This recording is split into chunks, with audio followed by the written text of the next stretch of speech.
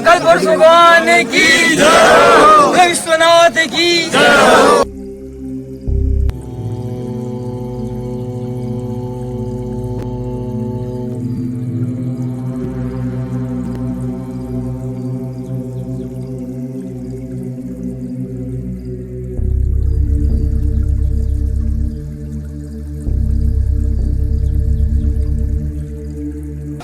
श्रीमान विष्णु जी भाई साहब।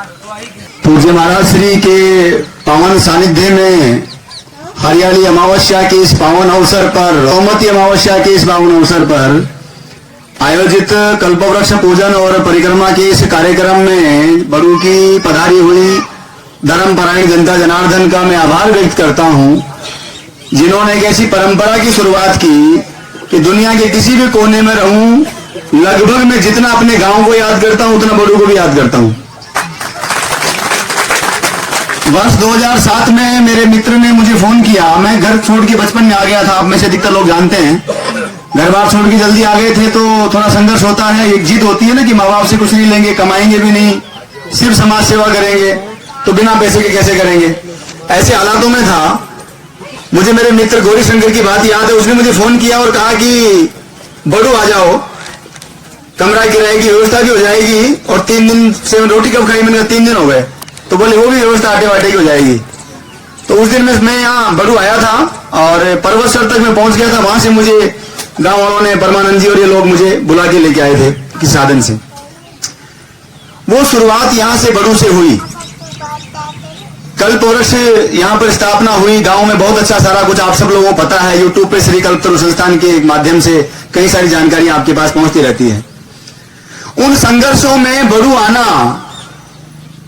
कलेजा कांप जाता है जब बच्चा घर छोड़ करके बाहर जाता है शुरू में। अभी तो हमने पत्थर बना लिया, अपने पास तो शायद कलेजा बहुत कम बचा है, लेकिन इस बड़ू गांव की जनता जनार्दन की कृपा, इस मिट्टी की, इस आबो हवा की कृपा ऐसी रही है। अपने जीवन का घर छोड़ने के बाद पहला प्रवासी कार्यक्रम इसी बड़ू की जनता जनार्दन की कृपा से इस माटी से निकलने की शुरुआत करने का सौभाग्य प्राप्त हुआ। जिस रास्ते के ऊपर बड़ू की इस मिट्टी से मैं चल पड़ा, आज यूनाइटेड नेशंस के माध्यम से जुड़ करके 13 देशों में सीधा सीधा काम कर रहे हैं। अभी 15 दिन पहले विदेश से लौटा हूं एक बड़ी योजना का शुभारंभ करके। ये सब बातें बताने के पीछे मेरा उद्देश्य ये है कि इस मिट्टी में कुछ विशेष गुण है। पश्चिमी राजस्थान मुझे हमेशा लुभाता रहा है। मैं दुनिया के किसी कोने में रहूं लेकिन पश्चिमी राजस्थान को हमेशा याद करता हूं। नागौर मेरे जीवन में विशेष स्थान रखता है और हमेशा रखेगा। मैं इस बड़ू की जनता का आभार व्यक्त करने के लिए आज फिर उपस्थित हुआ हूं। हर बार संभव नहीं हो पाता। हमने कुनबा बड़ा पाल लिया, अपने माँ बाप परिवार तो छूट गए, खैर कभी कभार दर्शन कर पाता हूं, लेकिन कुनबा बड़ा हो गया। जहां जाते हैं सब अपने बन जाते हैं और जिससे मिले कमबख्त जिंदगी इस तरह की बन गई, जिससे मिले इस तरह मिले कि उसी की होके रह गया, वो हमारा होके रह गया, कोई हमसे जुदा नहीं हो पाया आज तक। लेकिन ये काया तो है कि कहां जा पाएगी, तो कभी किस वक्त कहां, कभी कहां लड़खड़ाते ही सही भटकते रहते हैं। इन दरखत रास्तों के, इन परिंदों के रास्तों पर चलने की कोशिश है, लगातार जारी है और ईश्वर ने चाहा तो निसंदेह आखिरी सांस तक जारी रखेंगे। मैं आप सब लोगों से सिर्फ ये कहने आया हूं, आभार व्यक्त करने के माध्यम से भी आप लोगों ने प्रेरणा न दी होती, आप लोगों ने भी उन लोगों की तरह, उन गांवों की तरह सोचा होता जो पौधारोपण को सिर्फ एक नौटंकी मानते हैं, फोटो सेशन का जरिया मानते हैं, तो शायद हम दुनिया भर में काम नहीं कर रहे होते। देश के 100 गांवों को पर्यावरण एक दृष्टि से आदर्श ग्राम बना करके 5 करोड़ पेड़ लगाने का संकल्प अगर हमने किसी की ताकत पर लिया तो बड़ू गांव की जनता जनार्दन के दम पर लिया था। 3 गांव हमारे डेवलप हो चुके हैं, 14 गांव गोल्ड स्टेट कर चुके हैं, बिना सरकारी अनुदान के करके दिखाएंगे। किसी से सहयोग नहीं लिया, बहुत लोग आते रहे। अभी कल जोशी साहब से मैंने चर्चा करी कई पुलिस लाइन के कई सारे कार्यक्रमों के विषय में। कल नागौरी था मैं। रोज कुछ न कुछ चल रहा है। इस यात्रा में 100-150 IAS IPS जुड़े होंगे। मैं इस मंच पे दावे से कह रहा हूं, ये भाई ये रिकॉर्ड हो रहा है। एक फोन आज तक मेरा व्यक्तिगत किसी के पास नहीं गया, चाहे मेरे पास खाने का दाना था या नहीं था। मैंने सिद्धांत तो समझौता नहीं किया। सत्य को सांस के साथ रखने की ताकत अगर किसी ने दी है तो इस बड़ू की आबोहवा ने दी है। मैं आप सब लोगों से सब गीत इसलिए नहीं गा रहा हूं कि मुझे कुछ बताना है, अपने बारे में कुछ कहना, वो चीजें बहुत पीछे रह गई। इतने दूर चले आए कि लौट के पीछे देखने का वक्त नहीं है। और कोरोना ने तो इतना कुछ सिखा दिया, मुझे लगता है कि उन लोगों ने बहुत कुछ सिखाया हमें। इस कोरोना के अंदर ये समझ में आया कि वो जो लिस्ट लंबी थी मेरे पास में मोबाइल में, उस लिस्ट में मुझे समझ में आया कि अरे बाप रे, 4 ही नहीं बचे, कहां गए सब।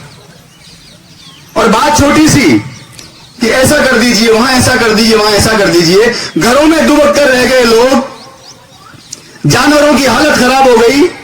कोरोना जाने के बाद भी गायों के अंदर वो कौन सा रोग चला था, लंपी वायरस, उसने तो कलेजा हिला के रख दिया। लेकिन ऐसे विकट समय में भी मेरे पास बराबर व्हाट्सएप ग्रुप के माध्यम से जनता जनार्दन की जानकारियां आती थी। इस नागौर क्षेत्र की जनता ने, पश्चिम राजस्थान की इस बड़ू की जनता ने गौ सेवा में कोई कसर नहीं छोड़ी, यहां के युवाओं ने कोई कसर नहीं छोड़ी। आप सब बधाई के पात्र हैं, धन्यवाद के पात्र हैं। मैं सब बात इसलिए कहने आया हूं कि आने वाली पीढ़ियों को बताओ, ये सो कॉल्ड एजुकेटेड लोग एयर कंडीशन कमरों में बैठकर अंग्रेजी के ज्ञान बांटने वाले, ज्ञान झाड़ने वाले, टाई बांधकर अपने आप को बहुत बड़ा समझने वाले, ये न्याल नहीं करने वाले। ये गांव की मिट्टी न्याल करेगी, गांव के बेटे बेटी न्याल करेंगे। मैं अभी किसी कार्यकर्ता के माध्यम से यहां पर पहुंचा हूं, जिस कार्यकर्ता के साथ में आया था, आपको जानकर के आश्चर्य होगा, उन सब कार्यकर्ताओं ने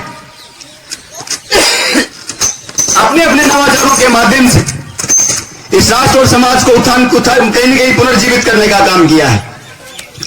मैं कई सारे ऐसे युवाओं को जानता हूं जो किसी से कोई डोनेशन नहीं लेते, और मुझे गर्व है इस बात को कहते हुए, मैंने 1 रुपया आज तक कलपतरू संस्थान में किसी सरकार का डोनेशन नहीं लिया। अशोक गहलोत के साथ भी काम किया, वसुंधरा राजे के साथ भी काम किया, दोनों के साथ बिल्कुल पुत्रवत स्नेह रहा है, आज भी है, हमेशा रहेगा। सरकारों से कोई फर्क नहीं पड़ता, ये सरकारें किसी का भला नहीं करने वाली। अपने आप को ये मानकर चलिए, ये गांव हमारा है, ये मिट्टी हमारी है, ये कल्चर, ये नेचर, ये सनातन सभ्यता, संस्कार, संस्कृति हमारी है। इन बच्चों को बताओ, भगिनी निवेदिता ने कहा था, विवेकानंद की शिष्या ने, अपने बच्चों को सिखाएं, माताएं तय करें कि उनकी संतान महान बनेगी। आजकल ये मम्माज बॉय, पापाज बॉय, आप शहरों में देख रहे हो ना, पापा की परियां, बड़ा खतरनाक काम है। बर्बाद हो जाएगी संस्कृति अगर हमारी सभ्यता पे कुटारा घात हुआ तो। अंग्रेजों की मैकाले वाली शिक्षा पद्धति के बारे में आपने पढ़ा होगा, वो यही चाहता था कि भारत की रीढ़ तोड़ दूं, इसकी कल्चर तोड़ दूं, इसका नेचर तोड़ दूं, ताकि सब लोग बर्बाद हो जाएं। सारा जहां मिट गया, दुनिया मिट गई, हम नहीं मिट पाए, क्योंकि हमारा कल्चर जिंदा है, हमारे संस्कार जिंदा हैं। ये जो भीड़ बैठी है, इसमें से किसी का कोई स्वार्थ नहीं है, यहाँ पर सब निस्वार्थ भाव से आए हैं। ये कोई श्री कलपतरू संस्थान के कार्यक्रम की वजह से या ग्राम वाचन कार्यक्रम की वजह से नहीं आए, सिर्फ इसलिए आए हैं कि कल्पवृक्ष पूजन होना चाहिए, हमारे गांव में कोई अच्छा संस्कार चलना चाहिए। आप सब बधाई के पात्र हैं। 2007 से लगातार मैं देख रहा हूं ये परंपरा अनवरत जारी है। मेरी आप सबसे प्रार्थना है, इसको आगे भी जारी रखिएगा। हम तो बस माध्यम मात्र हैं, हम कुछ नहीं किया हमने, और शायद हम कुछ कर भी नहीं पाएंगे। बस एक प्रार्थना पिछली बार जरूर करके गया था, लेकिन कई सारे बीच में चीजों के कारण मैं आ नहीं पाया। मैं एक्यूप्रेशर के बारे में बहुत ज्यादा नहीं जानता, लेकिन मैंने सुना है इन हथेलियों में, तलवों में एक्यूप्रेशर के पॉइंट्स होते हैं, उनसे इन लोगों का इलाज होता है। एक छोटा सा प्रयास, कल्पवृक्ष पर 2 बहुत अच्छे चबूतरे बन सकते हैं। उन चबूतरों के चारों तरफ एक परिक्रमा बन सकती है, और परिक्रमा के अंदर ये जो गिट्टी आती है उसके पॉइंट्स बाहर निकले हुए हो सकते हैं, उसको प्लेन ना करके उसके पॉइंट्स बाहर निकाले जा सकते हैं। जब आदमी परिक्रमा करेगा तो चप्पल खोल के करेगा पक्का, और चप्पल खोल के करेगा तो उस सड़क पर चलेगा, वो जो पॉइंट है उसके पांव में चुभेंगे, वो एक्यूप्रेशर के पॉइंट दबेंगे। वो चबूतरे के किनारे पर हम जो पॉइंट लगाएंगे उससे हाथों के पॉइंट्स दबेंगे।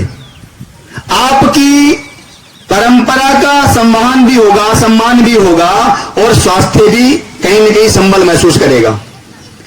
एक्यूप्रेशर के आधार पर पूरे विश्व में कहीं भी परिक्रमा का निर्माण नहीं है। ये एक इनोवेशन भी हो जाएगा, जिसका शुभारंभ बड़ू से हो सकता है। क्या हम सब लोग मिलकर कर सकते हैं क्या? मैं डोनेशन नहीं लेता, मेरे पास कुछ नहीं, मैं मानता हूं कि काम चलाने वाला आदमी हूं, फिर भी एक छोटा सा सहयोग हमारे कार्यकर्ताओं ने इकट्ठा किया है। आप सब लोगों के आशीर्वाद के आगे तो बहुत छोटा है, लेकिन हमारे कार्यकर्ताओं ने कहा, मैंने फोन भी किया 2-3 लोगों को यहाँ, उन्होंने कहा नहीं आप तो केवल समय दीजिए, आपसे कोई आर्थिक नहीं चाहिए। फिर भी मैं चाहूंगा कि उन कार्यकर्ताओं की भावनाएं समझ करके एक छोटा सा सहयोग उन्होंने भेजा है। अगर आप लोग इजाजत देंगे तो मैं चाहूंगा कि उसकी शुरुआत हो जाए, और हम लोग अगली बार जब यहाँ कल्पवृक्ष की परिक्रमा करें, पूजन करें, तो हमारी मातृ शक्ति उसी कल्पवृक्ष पर परिक्रमा कर रही हो। एक शुरुआत एक बार हो जाएगी ना, तो अगली बार फिर कुछ और सोचेंगे, कुछ बड़ा सोचेंगे, कुछ और स्थानीय प्रजातियों के पौधों के बारे में सोचेंगे। मुझे यहाँ बहुत खुश, नरेंद्र जी ने वहां पर अभी कोरोना में पेड़ लगाए थे, आज मैं देख करके आया, बगीचा बन गया शानदार। ये अंबेडकर भवन में हम लोगों ने सामने वाले में पौधे लगाए थे संबोधन 2007-8 में, वो भी बड़े बड़े पेड़ बन गए, बड़ी प्रसन्नता हुई। यही साथ जाएगा, कुछ नहीं जाएगा। बड़ी बड़ी ताकतें धराशायी हो गई। स्पेशली कोरोना के अंदर बहुत कुछ सीखने को मिला। जितना कर्मवान होगा उतना ही सब कुछ होगा। पूज्य संत विराजमान है। जनता जनार्दन ने बचपन से मनोबल बढ़ाया है। काश ऐसा मनोबल देश और दुनिया के अन्य गांवों में बढ़ाया होता। यकीन मानिए अब तक 100,000 गांव पूरे हो चुके होते हमारे। खैर, आप सब लोग बधाई के पात्र हैं। भगवान आपको कामयाब रखे, स्वस्थ रखे। बहुत बहुत धन्यवाद। जय हिंद, जय भारत।